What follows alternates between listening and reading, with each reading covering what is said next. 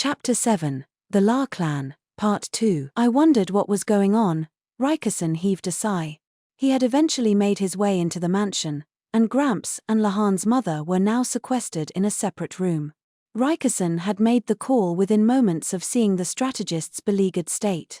Truly, he was another of the fine subordinates the freak had found for himself. I'm very sorry. If my brother Lakin had regained his sanity sooner, this could all have been over much quicker, Lahan's father said, sounding tired. Maomao felt a strange affinity for him, perhaps because he so much resembled Luo Men, not in his appearance, but in something less tangible. Figuring the prison room wasn't exactly congenial, they'd moved to another part of the house. At the moment, Lahan, his father, Maomao, Rikason, and the strategist were all together, along with several men Rikason had brought with him. Maomao felt a little bad for them having come all this way when ultimately they hadn't been needed. Rikason would give only his official story, namely that they'd come to bring their superior officer back home, but there was no question the men were intended to intimidate. Maomao, meanwhile, didn't want to be in the same room as the freak strategist, but she knew she couldn't be pushy about it just then. In the blink of an eye, though, he was beside her and jabbering about something. She wished he would shut up. She knew she ought to take pity on him in his weakened state, but she discovered she just wasn't able. Maomao, we should go have a dress made for you sometime. We'll get lots of the finest fabric, and we can have a hair stick made too, the strategist said. Maomao didn't say anything, and then we should get all dressed up and we can go see a show. Yes, let's do that. Maomao didn't say anything. You like books, don't you, Maomao? I've got an idea, why stop at just reading them? What if you were to make a book yourself? Even when she ignored him, he wouldn't let up. She almost twitched at the idea of making her own book, but she managed to force down the reaction. Elder brother, we're trying to talk, here. Perhaps you could sit quietly for a moment. Lahan's father, the strategist's younger brother, tried to talk him down, but without much conviction. Neither Lahan, the strategist's adopted son, nor Rikason, his subordinate, could be too forceful with him either. So eventually, every gaze in the room settled on Maomao. She frowned mightily, but she was cornered. She gave a sniff and made a face of exaggerated disgust. You stink. You smell like a feral dog who's been out in the rain, she said. The strategist brought his own sleeve to his nose and sniffed. Then he looked at Lahan's father. Where's the bath? Take her right out of this room and it's at the end of the hall. I'll ask the servants to get it ready for you right away. Yes, please. Right away, the strategist said, and left the room. And don't forget to brush your teeth, Maomao called after him. One for the road. If they were lucky, they wouldn't see him for at least an hour. I guess it's tough, having a daughter, Lahan's father commented sadly.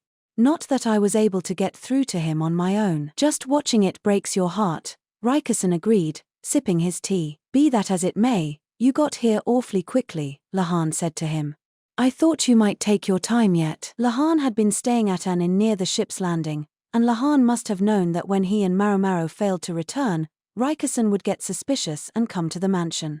But it hadn't even been an entire day since they'd left, a rather short timeline. I had a tip, Rikason replied, gesturing at Lahan's father. Not so much from me personally, the man said. Someone else went and told them. Someone who doesn't always own up to his true feelings. Lahan's father looked out the window, where Lahan's older brother could be seen listlessly dragging a green vine around. He moans about being stuck doing farmer's work, but you see how devoted he is to it. No, he isn't always forthcoming about his feelings, but he's a good boy. He's just okay. I guess he's not a bad person, Maomao said. My older brother's not precisely a paragon of virtue, but he's not capable of true evil, Lahan added. The two of you aren't exactly bursting with praise, Rikason said, watching the young man in the fields with a touch of pity. They say the father exists for his son and his grandson, but it doesn't seem like that to me. That boy's even less cut out for politics than I am, Lahan's father said. With his tanned skin and hulking body, he looked like he could have made a very capable soldier, but ultimately one had to reckon with personality. Sometimes a person was more suited to the hoe than the sword or the spear. This man looked every inch the farmer. I do have to wonder, Lahan said, cocking his head. Why would they bring all this up now? If they were waiting for the evidence of grandfather's corruption to be expunged, I would have expected them to move sooner. Maomao wasn't sure that was such a smart thing to say with Rikusen sitting right there, but apparently it was all right. A fair question. Laken called for your grandfather on account of his new bride. And that was fine, as far as it went. Normally, I think my father would simply have ignored him and not gone to the capital. Except, Lahan's father took a piece of braided rope from the folds of his robes. Although his earth-stained fingers had darkened it, it was clear that it had originally been white.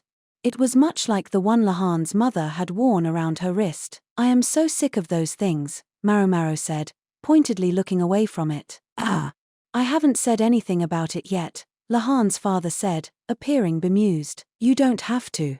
Let me guess, your wife fell under the sway of some fortune-teller or something. That's exactly right. And she asked how that freak was doing. I don't know for certain. But we learned there was no one around him. The freak's adopted son Lahan and his close attendant Rikusen were both in the western capital. Even if the strategist were to disappear, the two people most likely to notice weren't around. Frustrated, Maomao picked up something on the table. The servant had evidently brought it to accompany the tea. It looked sort of like a dry, flat daikon with white powder on top. The fact that it was on a plate meant it was presumably food. It was sweet, yet chewy. It was stringy, but not unpleasant. Is this sweet potato? Maomao had eaten processed sweet potato before, but almost always stuff that had been steamed and turned into a paste. This one appeared to have been cooked and dehydrated. This is pretty good. Am I right that this is sweet potato? She asked. Oh! Lahan exclaimed, leaning forward as if he had suddenly remembered something. That's right. Dad, you said something about an interesting potato. Chem? Potato? Oh. Yes. Yes, I suppose so. Lahan grabbed some of the snack off Maomao's plate. You said you thought you might have an idea, did you mean this? Millimeter. It's steamed and dried potato. No sugar, no honey, but it's sweeter than chestnuts or pumpkin, isn't it? He gestured out the window as if to say, there it is. Maomao had wondered what was in the fields. It was these potatoes. Lahan squinted and adjusted his glasses. How much are you growing? We're trying to expand as much as we can.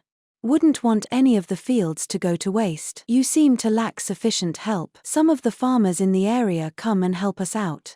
We've got more potatoes than we know what to do with. They seemed happy to help in exchange for all the potatoes they could get. Oh.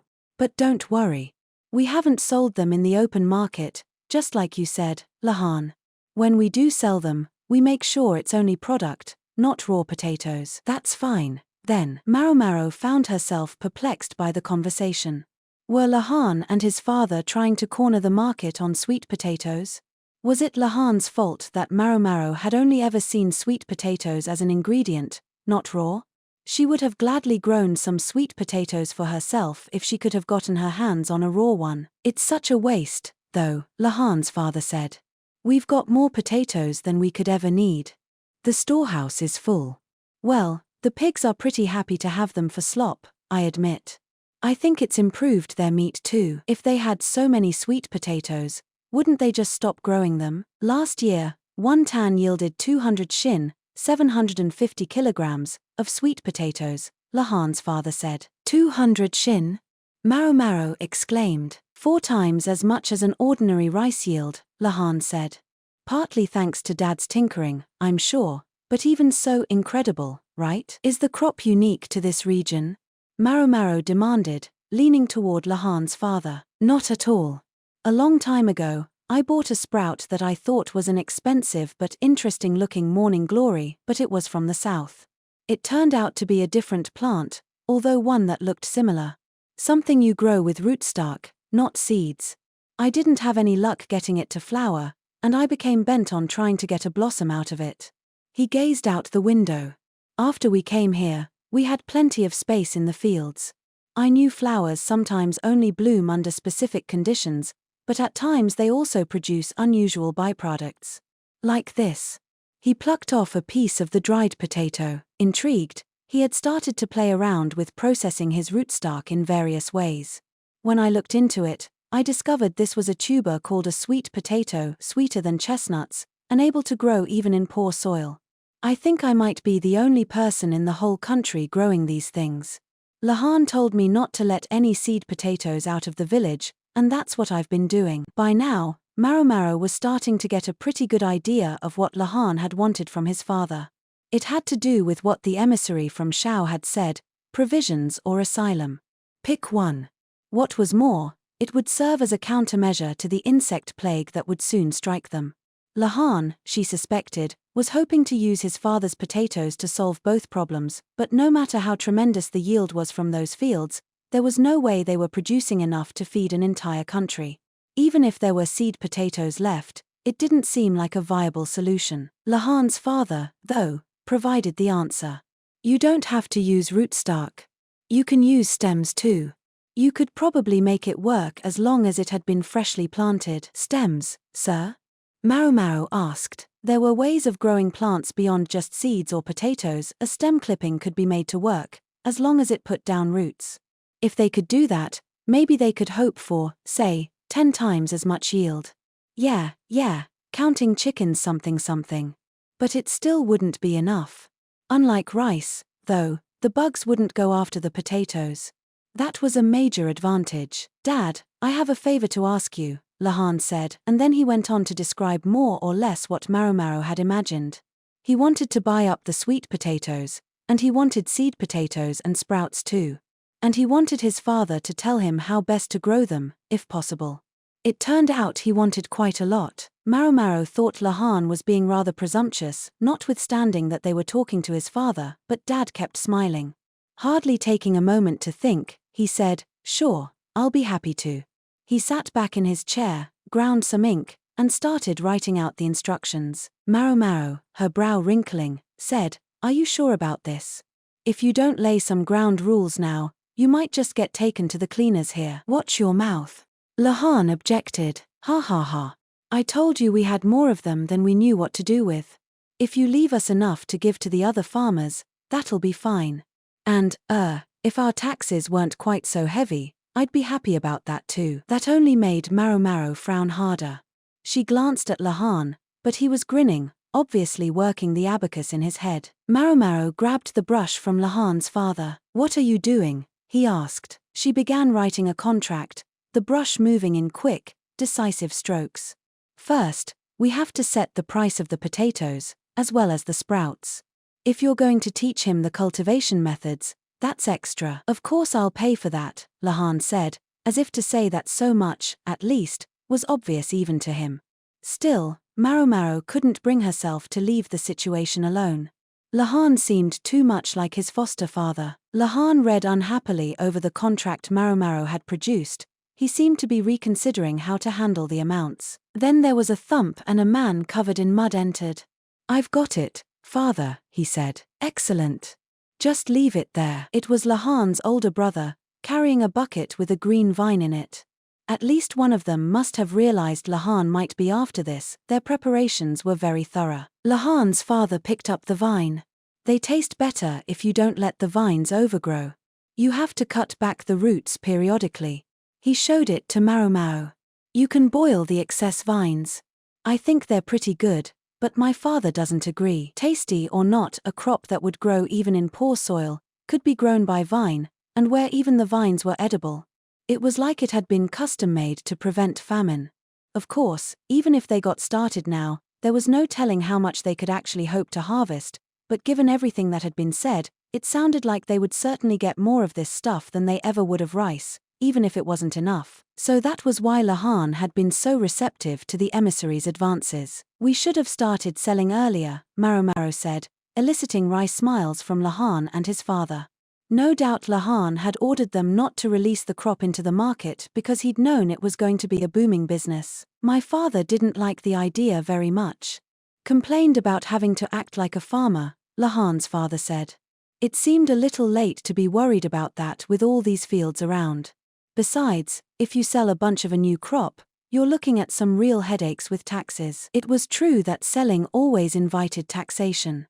Staple foods like rice and wheat were taxed as a percentage of yield, the amount varying from region to region. Vegetables, though, for those, They only take a percentage of what's actually brought to market. Because things that rot, well, if you try to store them someplace, they'll just go bad. Better to collect after the goods had been converted into hard cash. Which category would these potatoes fall under? Potatoes as such probably kept, at least for a while. If they carelessly flooded the market with raw potatoes, they could be subject to substantial taxes. To be fair, if we've got a ton of them just lying around, it doesn't really matter if they take them for taxes, Lahan's father observed. Now, Dad, it's important to economize on your taxes. Maomao shot Lahan a look. What a thing to say, when he was on the side that was collecting. Lahan's father, though, seemed to be enjoying his rural life. Given his build, he could have gotten along pretty well as a soldier, Maomao suspected, but here he was. It looks like you enjoy your life here, she remarked casually. Lahan's father smiled, his eyes sparkling. I do. So much so I almost feel bad about it. He fiddled with the potato vine as he spoke. With apologies to my mother and father, I'm grateful to my older brother Laken. If it weren't for him, I would never have gotten to experience the pleasure of a calm life of fieldwork. Think of the trouble he caused to the people he caught in his wake, Lahan said. The eccentric strategist had driven his father, the clan head, and his younger half-brother, who would have been next in line, from the capital in order to claim the family headship. Then he'd adopted his nephew Lahan. That was as much as Maomao knew about the situation, but she trusted that it was true. It turned out, however, that for Lahan's father, that eviction from the capital had been a blessing in disguise. I like it here, he said. The more you cultivate, the more you can grow. Back in the capital, about the most you could hope to grow was potted plants. His smile made him look much younger than his years. If what we're doing here can save people from starvation, then I say, take as much as you need. Let the whole country grow potatoes. He was really getting into this. I don't think grandfather is going to share your positivity, Lahan said. Well, there's not much we can do about that. 10 years in exile hasn't softened his pride at all. His life will just go on the way it has been, painfully boring, as far as he's concerned. There was a startling glint of coldness in the man's eyes. He always did like to accumulate unbountiful numbers, Lahan said. He was calculating the size of the field and how many potato sprouts he could plant.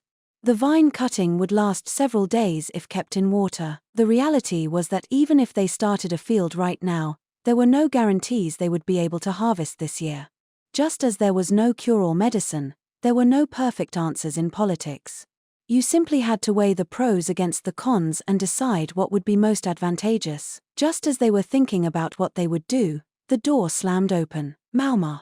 I've taken my bath. In came the strategist, buck naked except for a minimal layer of underwear. Forget eccentric, this was downright sick. He didn't even seem to have taken the time to dry himself completely. His skin and hair were still dripping. Not bothering to hide her annoyance, Maomao poured some of the now cold tea into a cup, then took a small bottle from her robes and added several drops of its contents to the drink. She held it out to the strategist. Maomao. You're serving me tea? Please, have some. The strategist's eyes brimmed with tears of emotion as he took the cup and downed it in a single gulp. There was a brief moment of silence. No sooner had he drunk the tea than a shudder passed through his body, and then he collapsed to the floor. You poisoned him. Lahan exclaimed. It's just alcohol, Maomao replied. The strategist was as vulnerable to liquor as he had always been. If anything, she thought he seemed even less able to hold his drink than before. Thoroughly not interested in seeing any more of the man's naked body, she brought a blanket from the bedroom and draped it over him. Lahan and Rikason carried the freak to the couch with looks of exasperation. Maybe I was lucky I only have sons, Lahan's father said with a droll smile. The freak was grinning in a most distressing way. Okay, he mumbled, slurring in his sleep. What's that you said, sir? Rikason asked, leaning closer. I'll make a go. Rikason looked stricken. He wants to make a go book for some reason, he said, looking like he didn't really understand. Maomao, though, glanced at the table. Lahan had preserved the earlier match as a game record. There were, supposedly, many more records of many more games between the freak and his courtesan, enough to fill a book. The sleeping strategist looked very peaceful. Maomao had expected him to be more depressed about things, but it seemed not. He gave no hint of being weighed down by grief, but was his usual freakish self, driving ahead. Normally, when one buys a courtesan, one makes her a mistress. Then one doesn't need any approval from one's parents, which would have been convenient, considering the relationship between my honored adoptive father and my grandfather, Lahan told Maomao. Yeah, so, even then, he seems to have wanted to make formal introductions, to the point of calling for my grandfather, whom he'd left here for so long. This woman is my wife, he'd wanted to say. Clearly, unambiguously. Laken always was a romantic, Lahan's father said. Yeah, great. Maomao sat down in a chair as if to make clear that none of this had anything to do with her. She took the potato vine from the bucket and bit into it experimentally. It's terrible raw, she said, and dumped it back in the bucket with a frown.